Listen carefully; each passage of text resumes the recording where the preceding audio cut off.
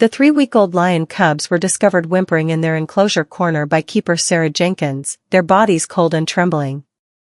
Staff at the Willow Creek Wildlife Sanctuary had been monitoring the situation, hoping the inexperienced mother would finally accept her firstborn cubs.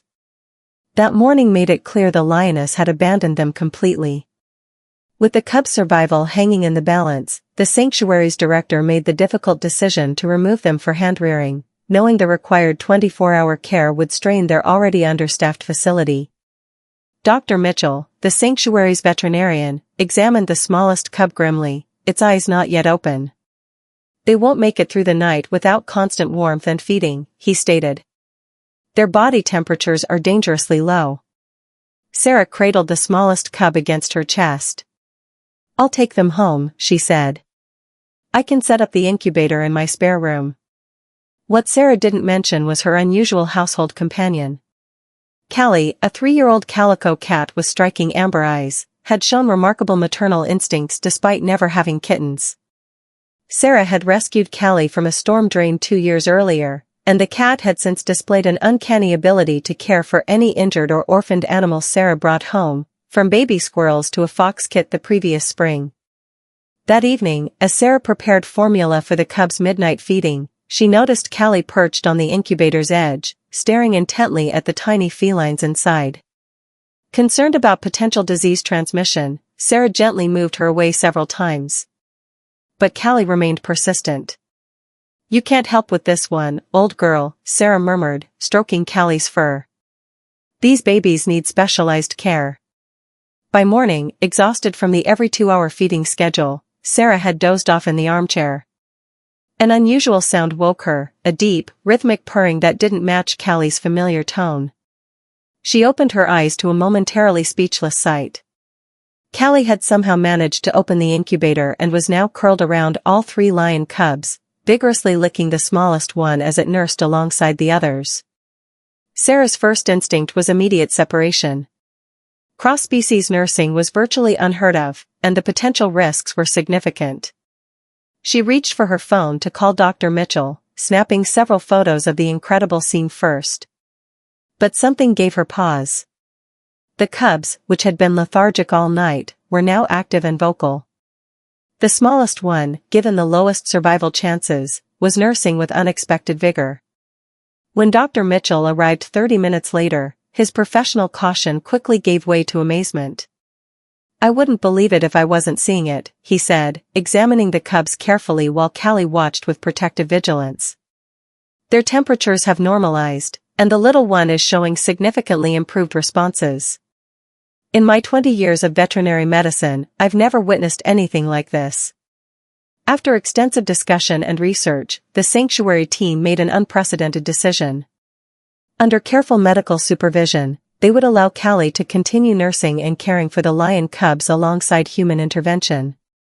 The arrangement was meant to be temporary, just until the cubs were strong enough for complete human hand-rearing. News of the extraordinary relationship spread quickly through the small community of Willow Creeks, Montana. Local media covered the story of the domestic cat mothering lion cubs, drawing attention to the struggling sanctuary. Donations began trickling in, allowing the facility to hire additional staff and improve its rehabilitation facilities. What no one anticipated, however, was how the relationship between Callie and the lion cubs would evolve in the coming weeks. The domestic cat didn't just feed the cubs. She taught them, as a mother would, how to groom, how to play with appropriate roughness, and perhaps most surprisingly, how to recognize various vocalizations signaling danger or food. "She's not just nursing them," Sarah observed one evening, watching Callie patiently correct a cub that had pounced too aggressively on its sibling. "She's raising them, teaching them how to be cats." Dr. Mitchell nodded thoughtfully. "The question is, what kind of cats will they become?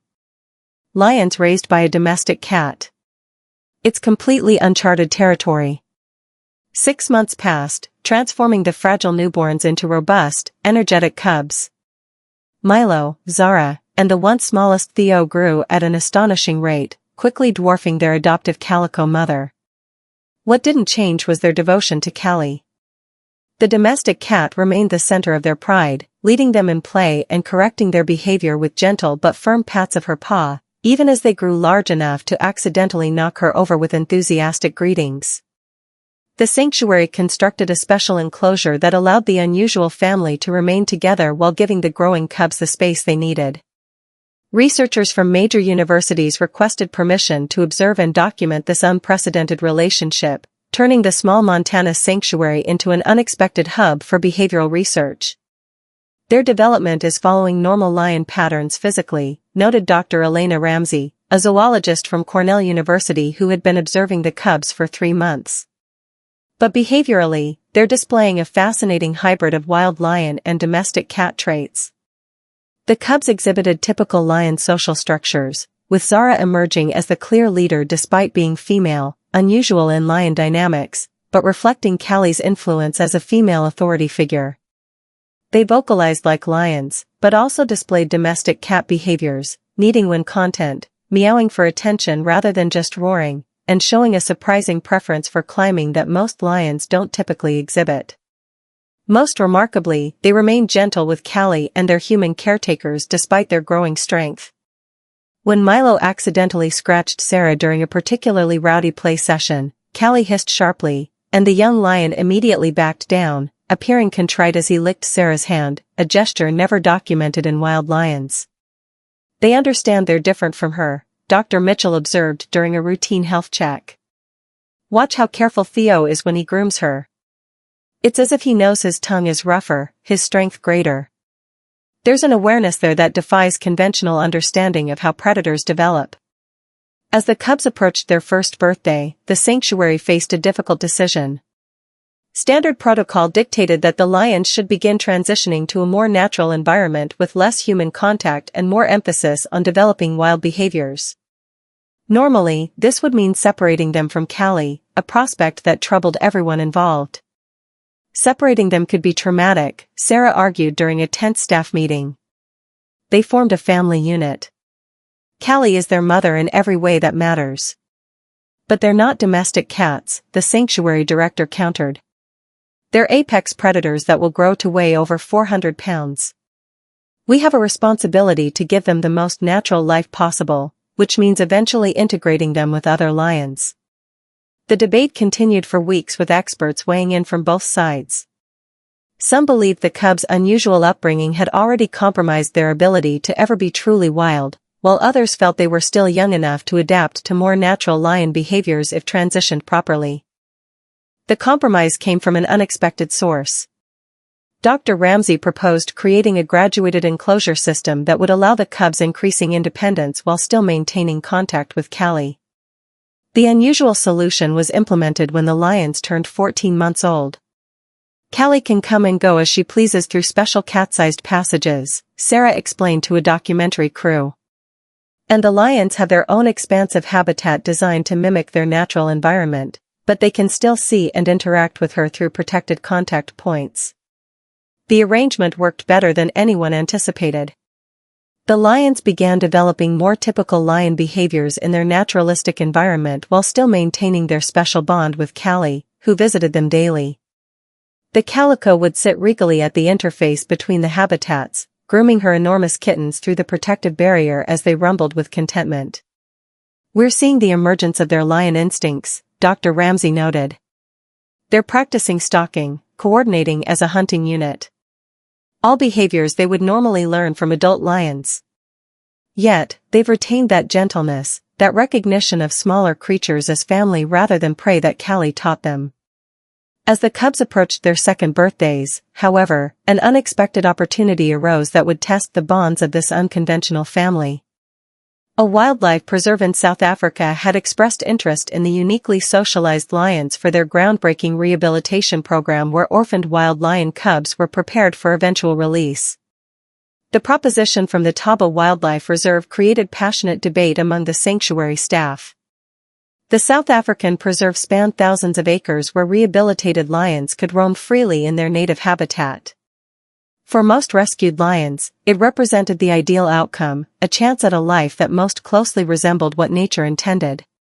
This is the opportunity of a lifetime for them, the sanctuary director insisted. They would have space to establish their own territory, interact with other lions, even potentially mate and have cubs of their own someday. Sarah remained unconvinced. These aren't typical lions. They've been raised by a domestic cat. Their understanding of the world, of relationships, is fundamentally different. After weeks of deliberation and consultation with experts worldwide, a decision was made.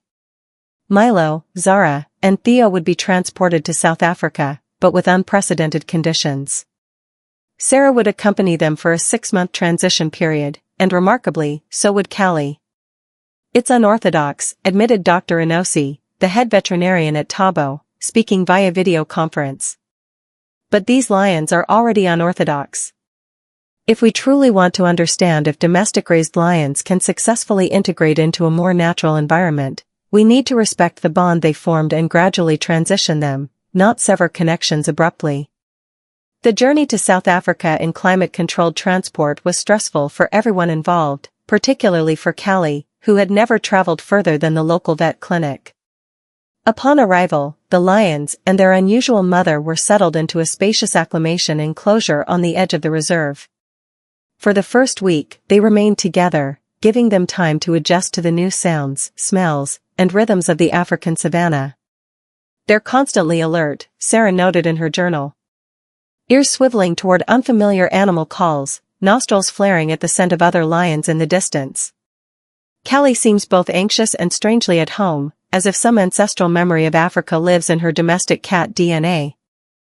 The most dramatic moment came when the lions first encountered others of their kind. In a carefully controlled introduction, Thabo's staff allowed them visual access to a pride of rescued lions in a neighboring enclosure. The reactions were immediate and intense. Milo, Zara, and Theo approached cautiously, rumbling with low growls, while the reserve's lions displayed typical territorial behaviors. What happened next astonished even the most experienced staff members. Rather than responding with matching aggression, Callie's lions sat down at the boundary, observing. After several tense minutes, Zara made a distinct chirping sound, a vocalization she had learned from Callie, not typically used by lions. Then, in what researchers would later describe as cross-species cultural transmission, she began grooming Milo in full view of the other pride, demonstrating peaceful intentions through a universal feline language.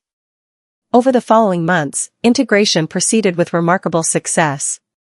The calico-raised lions gradually spent more time exploring the reserve under careful supervision, returning to Callie in their home enclosure each evening. Eventually, they began interacting positively with other lions, with Zara even forming a close bond with a young lioness who had been rescued from a private zoo.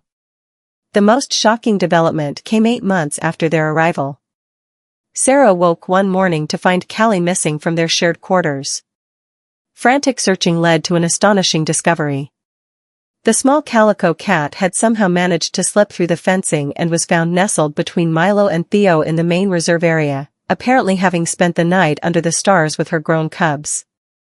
Even more remarkably, a pride of wild-born lions had approached within observing distance and remained nearby without showing aggression.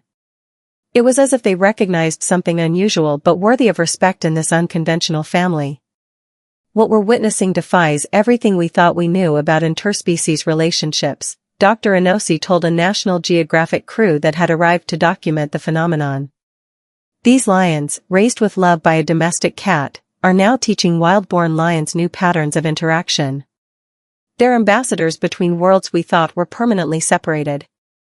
Today, visitors to Thabo Wildlife Reserve can sometimes glimpse an extraordinary sight: 3 young lions patrolling their territory with confidence and power, occasionally accompanied by a small calico cat who walks among them without fear.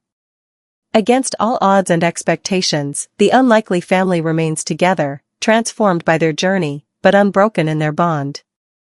Researchers continue to study this remarkable case, noting how Callie's lions have introduced more cooperative behaviors to other prides they interact with. Their story has inspired a reconsideration of what constitutes natural behavior and the profound impact of early nurturing across species boundaries. In the end, Sarah reflected, watching her unusual family from an observation point, love transcended biology. And that might be the most natural thing of all.